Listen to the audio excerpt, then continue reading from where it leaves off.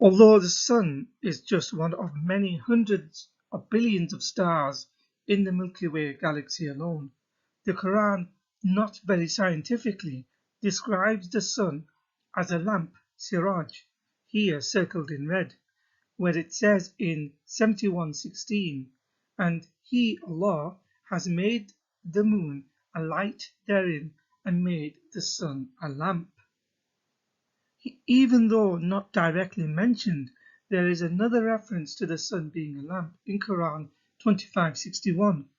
Interestingly, Muhammad is also described as a lamp, circled in red, with the same Arabic wording siraj in Quran 33:45-46.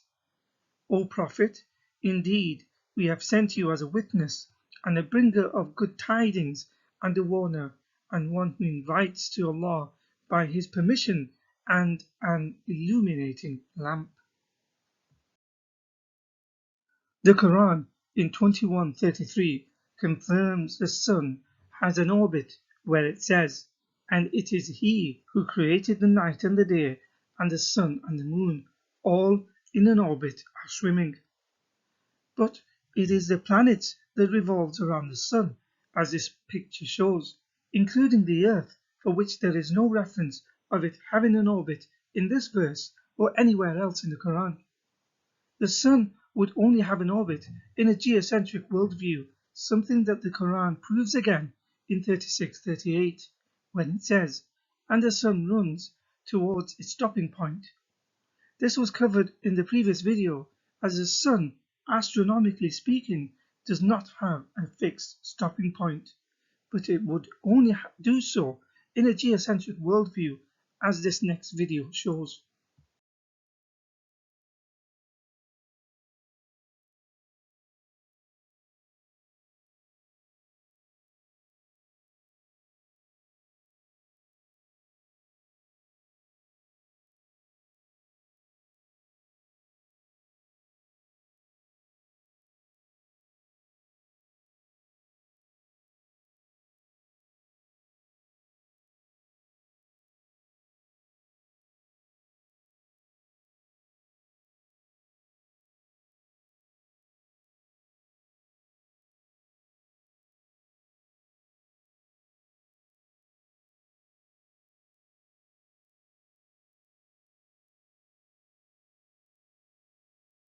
According to Islamic scholarship, there are a series of deductive methods in order to understand the Quran, although it makes a claim for itself in Quran 11:1 as this is a book whose verses are well perfected and then fully explained. Despite the claim, there are many times when a Quranic verse requires further explanation, sometimes with the aid of another verse in the Quran or the need to rely upon voluminous, often contradictory scholarly commentaries to explain it. If not found by the Quran, then the secondary source of Hadith or Muhammad's words are the next point of reference to explain the Quran. So to dispel any doubt, the Hadith literature will be looked at to clarify what is meant by the sun having a resting point or orbit. Quran 36:38, as explained by Muhammad about the sun having an orbit, is found in Sahih Bukhari 3199. Narrated Abu Dhar, the Prophet asked me at sunset, do you know where the sun goes at the time of sunset? I replied, Allah and His Apostle know better. He said, it goes, travelled, till it prostrates itself underneath the throne and takes the permission to rise again, and it is permitted, and then a time will come when it will be about to prostrate itself, but its prostration will not be accepted, and it will ask permission to go on its course, but it will not be permitted, but it will be ordered to return whence it has come, and so it will rise in the west. And that is the interpretation of the statement of Allah, and the sun runs its fixed course for a term decreed. That is the decree of Allah, the exalted in might, the all-knowing. Quran 36:38. The Hadith and the Quran shows Muhammad only saw the world according to his own vicinity, not the whole earth, even less so the universe. For example, in this first picture, it shows the sun has just set in Arabia, where he would have resided. It has just become night. But at the same time, somewhere else on earth, the sun is still visible and daylight elsewhere. In other words, the sun has not gone anywhere, no less under Allah's throne, because people in Europe, large parts of Africa, and America can still see it. It would only disappear and go under somewhere if the earth was considered flat. In the next picture, the sun has risen over large parts of Arabia and is visible, but it is not visible in other parts of the world, such as the Americas. In other words, on a spherical earth, there is no time when the sun completely disappears and goes somewhere without it being visible to someone else in another part of the world. The Quran says the sun follows the moon in 91 verses 1 to 2, by the sun and its brightness, and the moon as it follows it. From a scientific point of view, the moon and the sun do not follow one another. In Quran 36:40 it says, "Not the sun is permitted for it that it overtakes the moon, and not the night can outstrip the day, but all in an orbit they are floating." Early Quran commentator Tabari explains the verse to mean, "The light of this, sun, cannot overtake the light of this, moon." Again, whether it is this verse or the previously cited verses, none of them are scientifically accurate. If the verses are from a human visual perspective as viewed from Earth, then the Quran is not bringing any new knowledge that was not known to the people observing them at the time in the 7th century, or to anyone since antiquity or time immemorial. To evidence it is a divine, God-written book, it would be far more evidentiary for an omniscient creator of the universe to bring new knowledge that could be beneficial to humanity for all times. Having said this, these verses are not accurate even from a human visual perspective, as in an eclipse, the moon and sun do overtake one another, where one cancels the other one out, whether it is a solar or a lunar eclipse. Also, there are rare celestial situations called selenelion, when the moon is visible during the day as depicted here in this picture. It is when there is an eclipsed moon on the western horizon, as well as a rising sun on the eastern horizon. There is also the midnight sun, is another phenomenon when the sun remains visible at the local midnight during summer months over the polar regions. Therefore, the Quran is not even accurate about the sun from the point of view as humans see it from Earth, even less so accurate astronomically. The place and time of the sunset in Arabic is called Maghrib or West, which is why the sunset prayer is also called by the same term. Conversely, the place of the sunrise in Arabic is called Mashriq or East.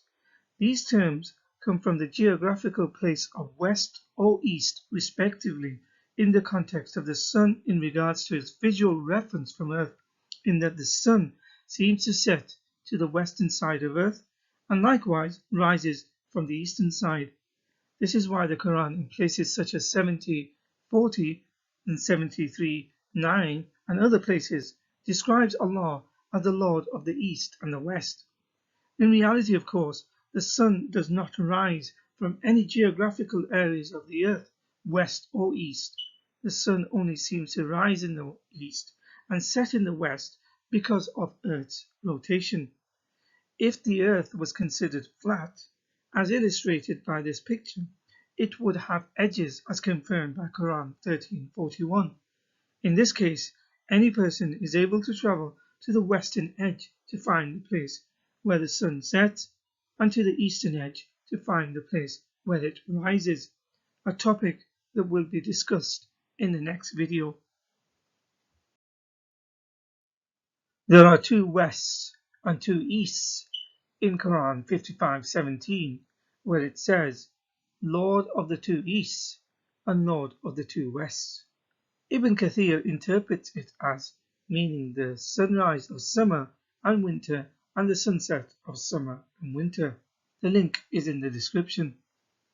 Ibn Abbas, Muhammad's cousin and close companion, is quoted in Tanwir al-Miqbas as explaining the verse, there are two easts and two wests. The east of winter and the east of summer have 180 phases, just as the two wests and the moon have 180 phases.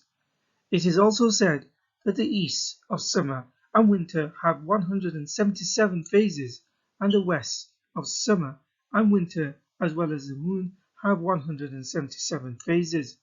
The sun rises throughout the year for 2 days in the same phase, and it also sets 2 days in the same phase. End quote. Note that Ibn Abbas does not claim that the Quran reveals for the first time of the existence of two easts and two wests. Instead, he explains the expression by connecting it to something the people already knew. The point remains, the sun does not rise and set at the same 2 points, whether in terms of two easts or two wests, depending on summer or winter seasons, as the commentaries state. The sun has many points of its sunrise and sunset, nor does it rise or set at the same time on any given day for any two people if they live in different parts of the world. This is because it rises and sets at multiple different times for different places, depending on the geographical area the person is on Earth at the time. So in conclusion, the Quran reflects the prevailing view of its time. To the 7th century Arabs, the prevalent view was not of a heliocentric spherical Earth, so upon their observation, the Earth was stationary and the Sun seemed to move around it. So to them, it would have appeared that the Sun and the Moon were in an orbit that never overlapped. They saw the Sun rise from the east every morning and set in the west in the evening, which signified the end of that day and the start of the next day. In fact, according to the Quran, the sun has an actual place where it rises and sets from. This will be explained in the next video. The Quran says the sun runs towards its stopping point and has an orbit, but it is Earth and the other planets that revolve around the sun. Also, the Quran mentions the night and the day as distinct phenomena. Scientifically, though, they are caused as a direct correlation with the Sun and the Earth's rotation. As explained in the previous video, the modern apologetics of the Sun orbiting the galaxy is a desperate attempt, as it does not explain what the Sun's actual stopping or resting point is. By making such a claim, the apologists are saying they know better than Muhammad, who explained it to mean that the sun travels and prostrates itself underneath the throne of Allah. When the Quran says that the sun and the moon follow certain paths and they do not overtake one another, even if it is meant visually as viewed from Earth, on both counts it is inaccurate, whether scientifically or visually, because there are eclipses or rare phenomenon called selenium. The Quran says there are two wests and two easts in reference to the sunrise and sunset. Although scientifically the sun does not rise or set, but even if it is said to mean visually, the sun has many points of sunrise and sunset because it never rises and sets at the same point on any two given days. Instead, it rises and sets at multiple different times for different places, depending on the geographical area the person is on Earth at the time. If all the Quranic verses cited do not actually refer to scientific explanations for the role of the sun within the solar system, but only what humans view from Earth, then the Quran does not bring anything new in terms of knowledge. There is nothing beneficial or revolutionary to humanity. People should expect, and indeed deserve, new or enlightened knowledge from a book that claims to be God-given and divine.